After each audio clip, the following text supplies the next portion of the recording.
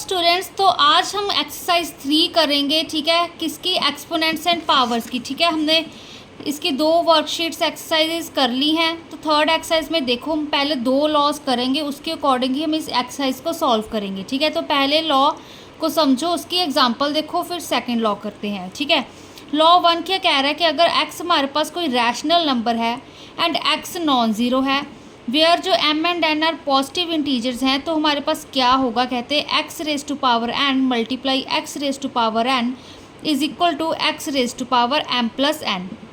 क्या कहने का मतलब है, अगर x हम कोई एक रैशनल नंबर लेके चल पड़े, ठीक है, एंड वो जो रैशनल नंबर है वो ज़ीरो के इक्वल नहीं होना चाहिए। ठीक है, एंड जो ये हमने x की पावर में है ना m लिया है, n लिया है, वो पॉजिटिव इंटीजर्स होने चाहिए। अगर वो मल्टीप्लिकेशन में लिख रहे हैं, दैट मीन्स हमारा ये बेस है वो सेम हो जाएगा, बेस सेम ही है ना, यहाँ भी x है यहाँ भी x है, एंड पावर्स हमारी ऐड हो जाएंगी। ठीक है, अब देखो इसकी मैं अगर आपको एक एग्जांपल दूँ, अगर x की वैल्यू हम एक रैशनल नंबर लेके चलते हैं, मैंने एक 2/5 लिया, ठीक है, 2/5 का स्क्वायर मल्टीप्लाई 2/5 का, ठीक है, क्यूब। ठीक है, अब ये एग्जांपल ली, मान लो x की वैल्यू हमारे पास 2/5 है ना। यहाँ पे देखो मैं आपको लिख कर बता देती हूँ, x की वैल्यू 2/5 है, ठीक है, m की वैल्यू कितनी है 2, n की वैल्यू कितनी है 3। अगर इसके अकॉर्डिंग हम कंपेयर करें, x की वैल्यू 2/5, m की वैल्यू 2, n की वैल्यू 3। अब देखो यहाँ पे हम इसके अकॉर्डिंग क्या लिखेंगे, 2/5, फिर पावर में क्या आएगा, m प्लस n है, मतलब 2 + 3, तो ये किसके इक्वल हो जाएगा, 2/5 इज इक्वल टू 2 + 3 कितना होता है 5। ठीक है, तो इसके अकॉर्डिंग इसकी पावर 2/5 की पावर होल पावर एक्सपोनेंट है जो हमारे पास वो 5 बन गया। ठीक है, ये इसकी एक्सपोनेंशियल प्रॉपर फॉर्म बन गई। ठीक है ना, तो इसका यही बस मतलब है हमारे पास, अगर जैसे इसको हम x को, ठीक है, x को हम बेस कहते हैं, ठीक है, जो हमारे पास m एंड n है वो हमारे पास पावर्स हैं। ठीक है, तो अगर बेस हमारा सेम हो तो हम पावर्स को ऐड कर सकते हैं। ठीक है, ऐसे ही अगर हमारे पास ज़रूरी नहीं कि 2 ही हो, ठीक है, अगर हमारे पास और भी हो सकता है। ठीक है, अगर हमारे पास देखो यहाँ पे अगर मैं 2/, ठीक है, यहाँ पे अगर मैं 2/3 का स्क्वायर मल्टीप्लाई 2/3 का हमारे पास क्यूब मल्टीप्लाई 2/3 ये चीज़ लेकर चलूँ, ठीक है, तो भी हम क्या करेंगे, मेन चीज़ क्या है, हमारे पास बेस सेम है, ठीक है, तीनों तरफ 2/3 है, एंड इसकी पावर्स को हम ऐड कर देते हैं। ठीक है, तो कहाँ क्या होगा, 2 + 3 5, 5 + 1 जिसकी कोई भी पावर मेंशन ना हो, जिस पे उसकी पावर 1 ही होती है। ठीक है, तो 2 + 3 5, 5 + 1 6। ठीक है, तो 2/3 की होल पावर हमारे पास 6 आ गई। तो ठीक है, ये एक बेसिक हमने जनरल एग्जाम्पल ली है, जनरल एक लॉ लिया है कि अगर बेस सेम हो तो हम पावर्स ऐड कर सकते हैं। ठीक है, ये इट डजेंट मैटर कि हमारे पास x कितने हैं। ठीक है, x की पावर m है, x की पावर n है, ठीक है, x की पावर z भी हो सकती है, x की पावर l भी हो सकती है। ठीक है, तो यहाँ पर वो एग्जांपल लिया मैंने कि अगर एक से ज़्यादा हमारे पास x हो, तो बेसिकली अगर बेस सेम है तो हमारे पास पावर्स ऐड हो जाएंगी। ठीक है, तो अब देखो सेकेंड लॉ। अब देखो स्टूडेंट्स, सेकंड लॉ क्या कह रहा है हमारे पास, अगर x हमारा रैशनल नंबर है एंड वो x है जो रैशनल नंबर है वो ज़ीरो के इक्वल नहीं है, m n हम कोई पॉजिटिव इंटीजर ले रहे हैं सच दैट जो वो m है वो बड़ा है n से। ठीक है, इस चीज़ का ध्यान रखना कि m बड़ा है n से, देन हमारे पास क्या होगा, x raise to power m divide x raise to power m is equal to x raise to power m minus n। इसका बेसिकली मतलब, अब x raise to power m divide है तो मतलब क्या लिखेंगे, x raise to power m divide का sign x raise to power n। ठीक है, तो अब इसको चीज़ को, ठीक है, इसको अगर ये अब ये डिनोमिनेटर में, इसको न्यूमरेटर में लेकर जाएंगे तो वो नेगेटिव का n बन जाएगा, -n बन जाएगा। ठीक है, that means x raise to power ये m एज इट इज़, अगर इस x raise to power n का हम रेसिप्रोकल करते हैं, ठीक है, बेसिकली रेसिप्रोकल नहीं है, इसको न्यूमरेटर में लेकर जाते हैं तो इसकी पावर है वो नेगेटिव बन जाएगी। दैट मीन्स यहाँ पे x raise to power -n हो जाएगा। फिर हम फर्स्ट वाला ही कंसेप्ट यूज़ करेंगे, x raise to power m plus n कर देंगे, यहाँ पे माइनस था तो x raise to power m minus n आ जाएगा। ठीक है, इसको एग्जांपल से देखो, अगर यहाँ पे मैं पहले एग्जांपल ये लेती हूँ कि 3 रेज टू पावर 5 है, किसको डिवाइड करा है, 3 रेज़ टू पावर हमारे पास 2 को, ठीक है। ये एक एग्जांपल लेके चली हूँ इसके बेस पे। अब यही है, अब इसको हम कैसे लिखेंगे, 3 रेज़ टू पावर 5 लिखा मैंने यहाँ पे। अब डिवाइड का साइन था तो लाइन लगा दी यहाँ पे, 3 रेज़ टू पावर 2, ठीक है। अब जैसे देखो 2 डिवाइड 3 लिखते हो आप, है ना, तो क्या लिखोगे, 2/3 ऐसे ही लिखते हो ना इस चीज़ को। तो सिमिलरली यही है, बस ये इसमें पावर्स हैं, ठीक है। अब बस ये 3 की पावर यहाँ पे 5 दी हुई है, तो इसको हम 3 को 5 टाइम्स ओपन कर लेंगे, ठीक है। तो 5 टाइम्स ओपन कर लिया, 1 2 3 4, यहाँ पे 5। अब यहाँ पे 3 की पावर 2 है तो 3 को 2 टाइम्स ओपन कर लिया। अब यहाँ पे जो ये दो 3 हैं, ये ऊपर वाले 2 3 से कैंसिल आउट हो जाएंगे, मल्टीप्लिकेशन एंड डिवाइड में ही चीज़ चल रही है ना, ठीक है। तो मान लो ये 3 इस 3 से कैंसिल हो गया, ये वाला इससे कैंसिल हो गया, तो 3 बचे हमारे पास।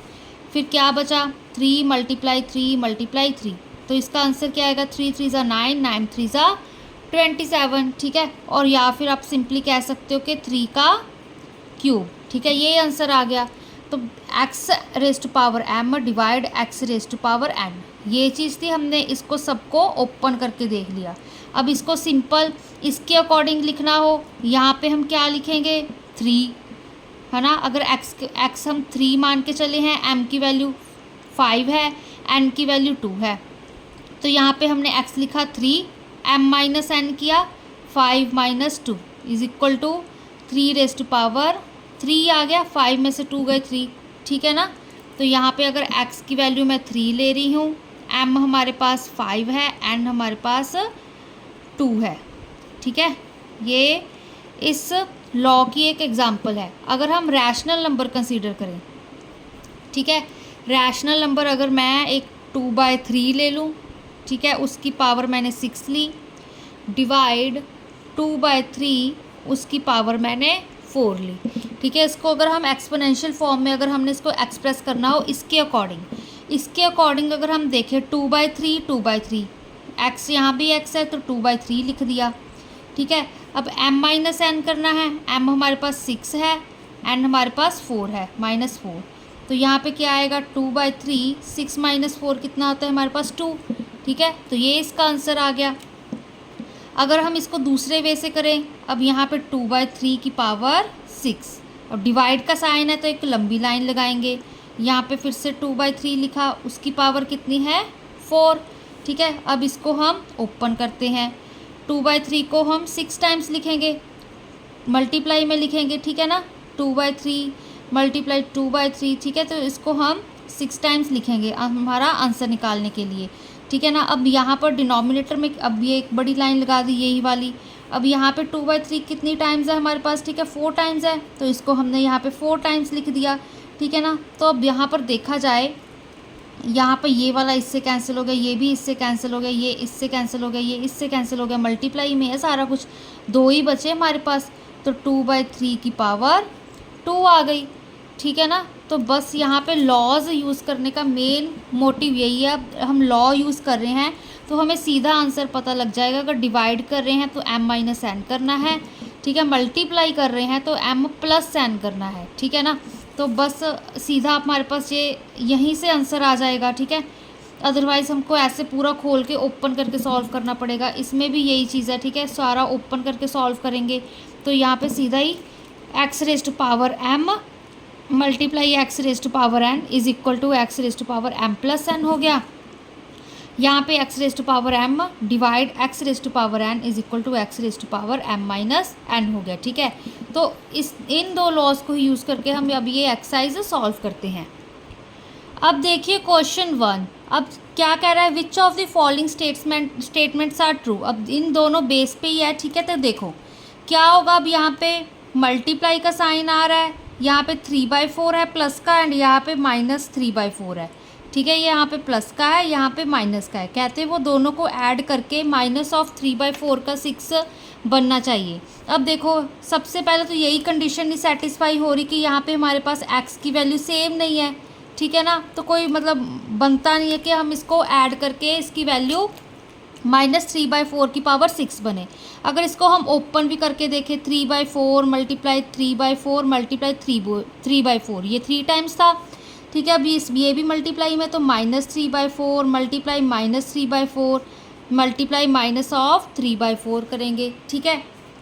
अगर हम देखें तो यहाँ पे ये तीनों प्लस के हैं, ये तीनों माइनस के हैं, ठीक है। अगर ऑड पावर हो तो हमारे पास आंसर माइनस में ही होता है, ठीक है। तो that means minus minus plus plus minus minus, ठीक है, ये चीज़ आएगी अब हमारे पास, ठीक है। तो क्या आएगा अगर हम 3/4 को भी बाहर रखते हैं, तो देखो 3/4, अब 1 2 3 4 5 6, ठीक है, उसकी पावर करेंगे अगर हम 6, ठीक है। तो ये चीज़ बन रही है, बट फिर हमारे पास माइनस भी तो है, ठीक है। अगर हम इस माइनस को, वो कहते हैं अंदर लगाना है, वो अंदर तो आ ही नहीं सकता, वो बाहर आएगा। क्यों? यहाँ पे हमारे पास नेगेटिव है, जो हमारा माइनस का साइन है वो 3 टाइम्स आ रहा है, 3 टाइम्स आ रहा है हमारे पास, दैट मीन्स आंसर हमारा यहाँ पे नेगेटिव आएगा, ठीक है। अगर यहाँ पे अंदर नेगेटिव आ रहा है, दैट मीन्स वो हमारा पॉजिटिव आंसर बनना चाहिए। यहाँ पे इवन पावर है हमारे पास, ठीक है, बट ये चीज़ नहीं हो सकती, तो इसका आंसर फॉल्स है, ठीक है ना। तो ये इसका आंसर फॉल्स आ रहा है हमारे पास। अब सेकंड देखो, इसके अकॉर्डिंग ही x की वैल्यू क्या है 4/7 है, ठीक है ना। m की वैल्यू है 5, n की वैल्यू है 3, 5 + 3 कितने होते हैं 8, वही चीज़ लिखी है, x⁻m multiply x⁻n is equal to x⁻m + m। तो ये हमारे पास ट्रू हो गई, ठीक है। इसके साथ कंपेयर करो। अब डिवाइड वाला आ गया। अब देखो यहाँ पे सीधा ही आप x⁻m divide x⁻n is equal to x⁻m - n करना है। x क्या है -1/2, यहाँ भी -1/2 है, तो यहाँ पे लिख लिया हमने। m - n करना है, m क्या है 4, n क्या है 3, 4 - 3 होता है हमारे पास 1, तो यहाँ पे 1 नहीं आ रहा है, दैट मीन्स ये भी स्टेटमेंट हमारे पास ट्रू हो गई, ठीक है। अगर इसको आपने वैसे डिवाइड करके करना है कि -1/2 डिवाइड पूरा करके -1/2 का क्यूब, यहाँ पे 4, इसको कैसे लिखेंगे -1/2 4 टाइम्स लिखेंगे ना, मल्टीप्लाई -1/2 मल्टीप्लाई -1/2, फिर लंबी लगाई यहाँ पे -1/2 मल्टीप्लाई -1/2 -1/2, ठीक है। ये इससे कैंसिल हो गया, ये इससे कैंसिल हो गया, ये इससे हो गया, तो अकेला हमारे पास -1/2 ही बचा, ठीक है। तो इसका आंसर ट्रू आ गया। फोर्थ वाला देखो, अब इसका आंसर इसके अकॉर्डिंग ये हमारे पास फॉल्स होगा, ठीक है ना। फॉल्स क्यों होगा? अब देखो यहाँ पे m की वैल्यू है 6, n की वैल्यू है 0, तो यहाँ पे 6 - 0 हमारे पास 6 होता है, ना कि 0, ठीक है। तो यहाँ पे देखो x की वैल्यू तो 6/7 है ही, ठीक है, इसके अकॉर्डिंग 6/7 लिख दी, बट जब हम m - n कर रहे हैं, मतलब 6 - 0 कर रहे हैं, तो 6 आना चाहिए, यहाँ पे इन्होंने 0 लिखा है, तो ये स्टेटमेंट हमारे पास फॉल्स है, ठीक है। तो इसके साथ ही हम एक ब्लैंक्स वाला क्वेश्चन करते हैं।